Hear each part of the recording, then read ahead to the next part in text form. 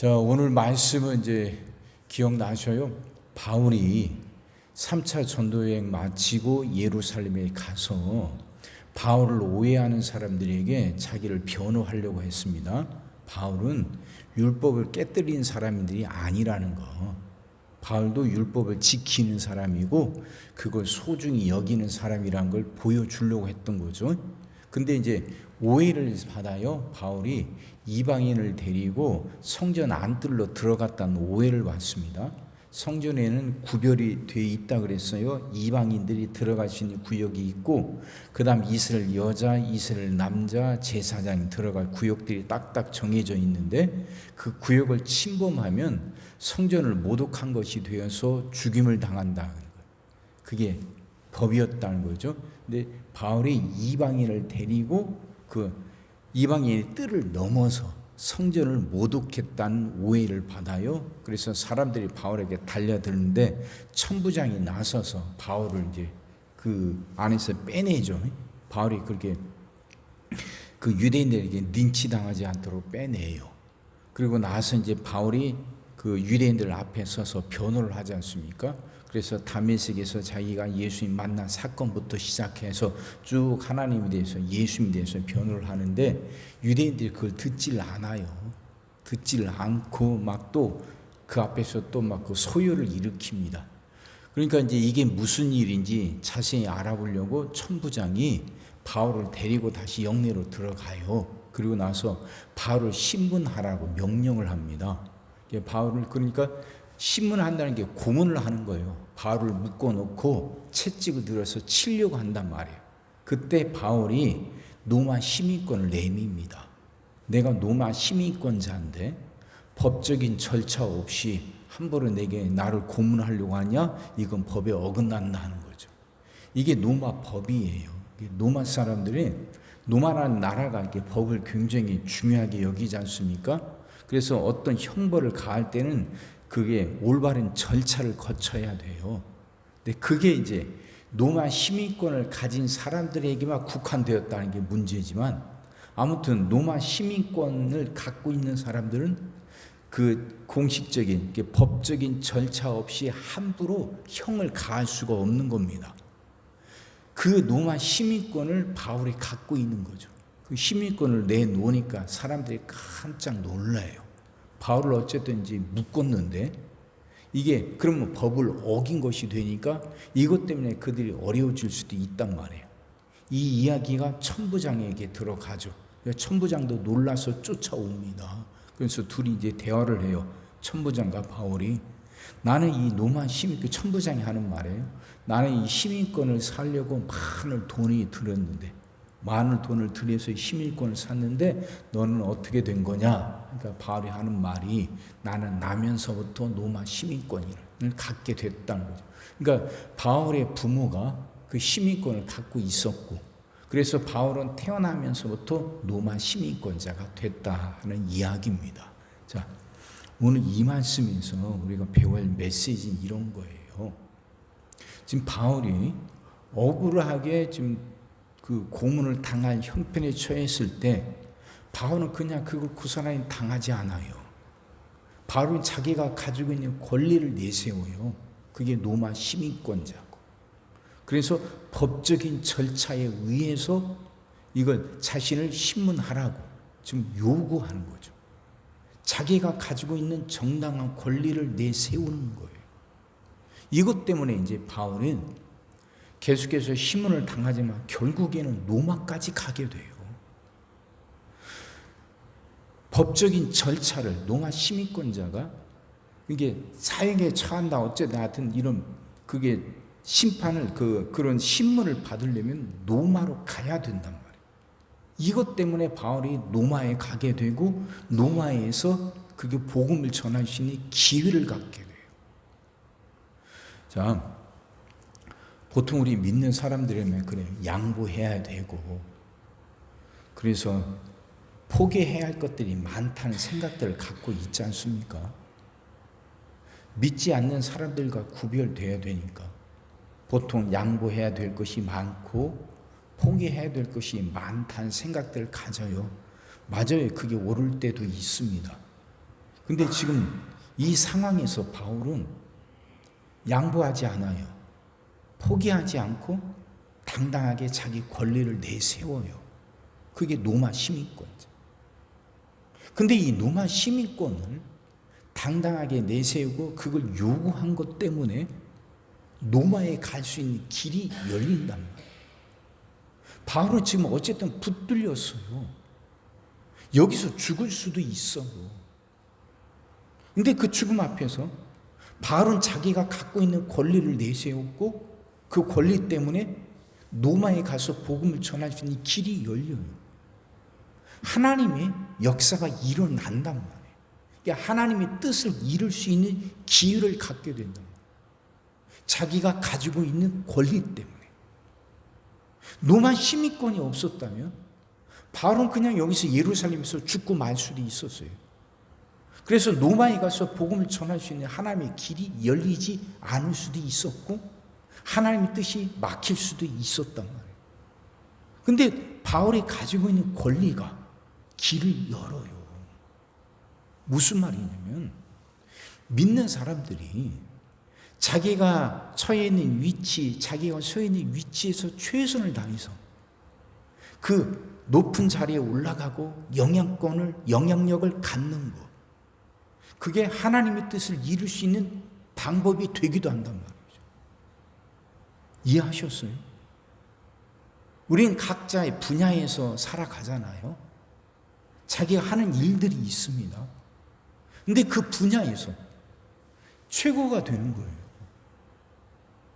그 분야에서 영향력을 갖는 거예요.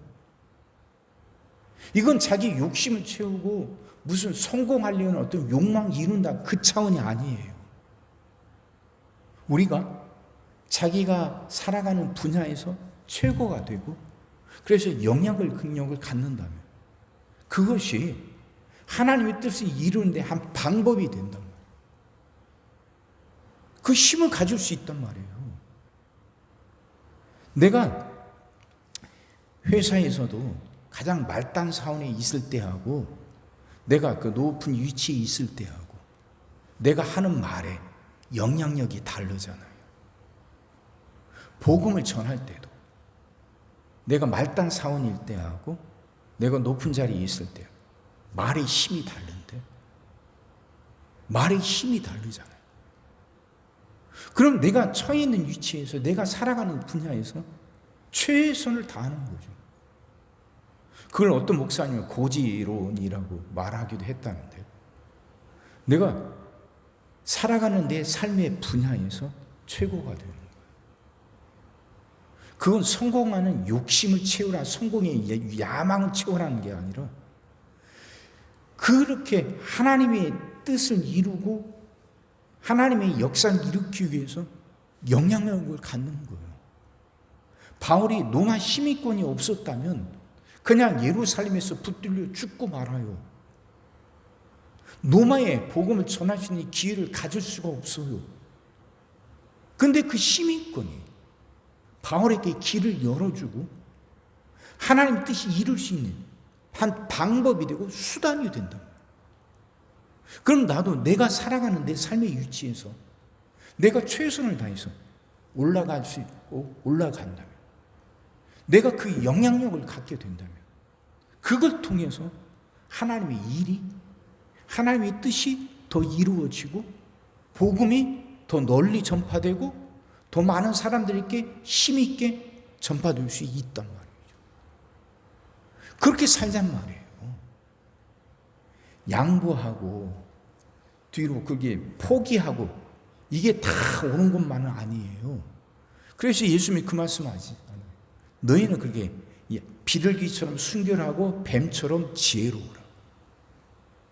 어떤 일을 하든 그리고 우리 믿는 사람답게 정직해야죠. 비둘기처럼 순결한 거예요. 정직하고 올바른 방법으로 살아가야 돼요. 하지만 그것이 내가 높은 자리로 올라가는 걸 포기해야 된다는 말은 아니에요.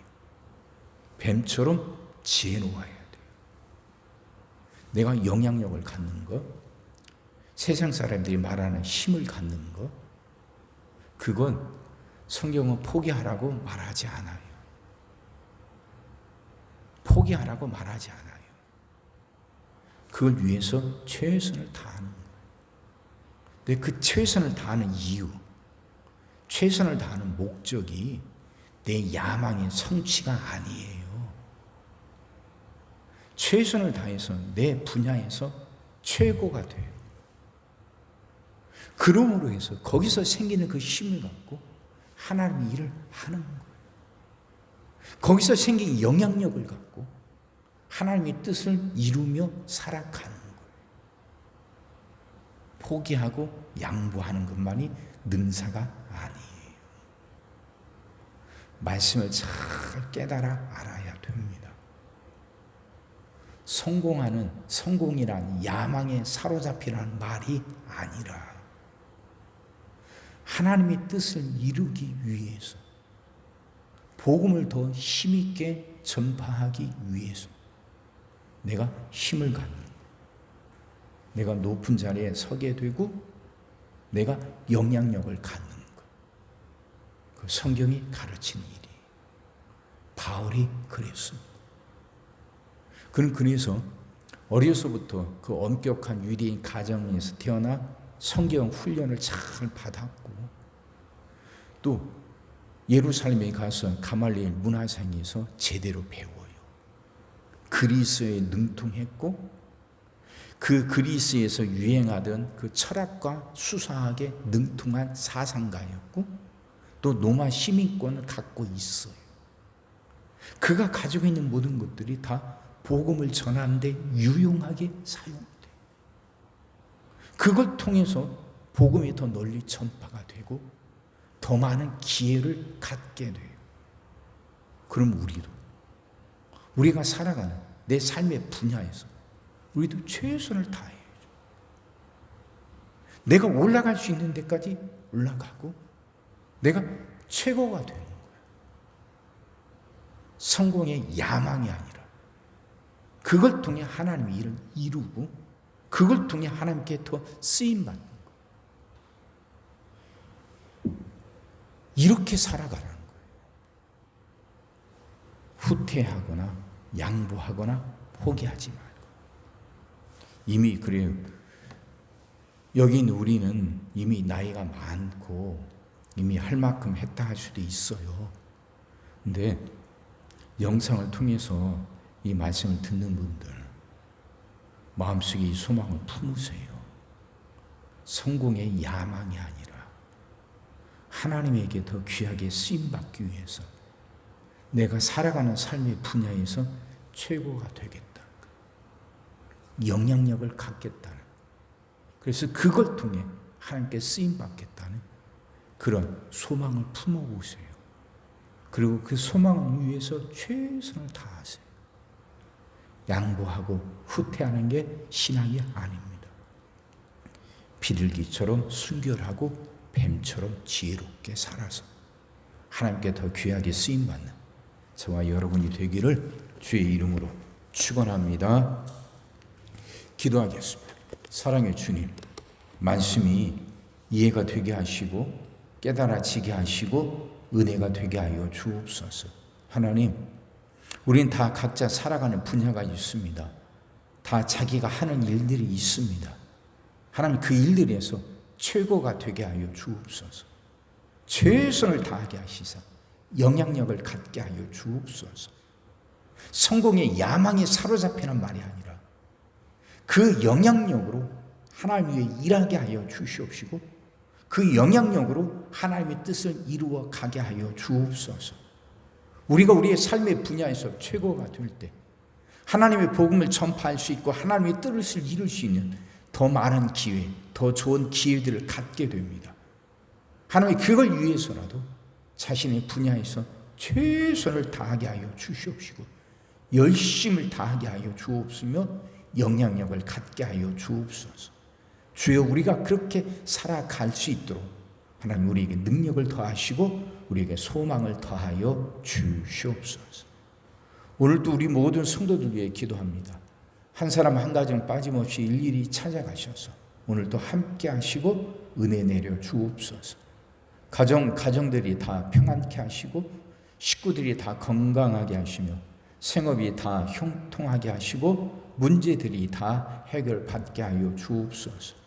우리 자녀들을 축복하시고 앞길을 열어 주옵소서. 우리 자녀들이 하나님을 사랑하게 하시고 말씀을 지키게 하시며 하나님께 영광 돌리는 일꾼들로 살아가게 하여 주옵소서. 하나님 우리에게 새날을 주시는 분임을 믿습니다. 성도들은 질병을 이겨내고 물질의 어려움을 극복하고 수많은 문제들을 해결하며 살아가는 그 새날을 살게 하시고 교회도 예배가 살아나 빈자리가 가득 채워지며 언제나 생명의 역사가 일어나는 새날을 살아가게 하여 주옵소서. 오늘 하루도 모든 성도들 눈동자처럼 지키시고 복된 길로 인도하여 주옵소서. 믿사옵고 예수님의 이름으로 기도하옵나이다. 아멘.